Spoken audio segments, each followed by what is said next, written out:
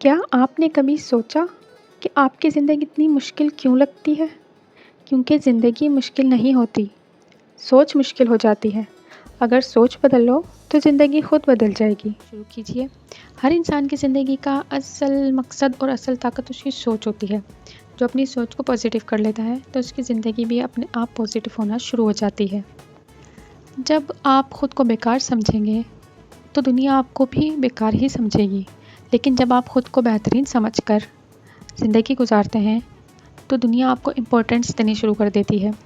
قرآن پاک میں اللہ تعالیٰ فرماتا ہے، میں اپنے بندے کے گمان کے مطابق ہوتا ہوں۔ یعنی اگر آپ اللہ سے امید رکھیں کہ وہ بہترین کرے گا تو وہ واقعی بہترین ہی کرتا ہے۔ زندگی بدلنے کے لیے سب سے پہلا قدم سوچ کو بدلو۔ خود سے روز یہ 3 باتیں کہیں: اللہ میرے ساتھ ہے، میں کر سکتا ہوں، میرا وقت آئے گا۔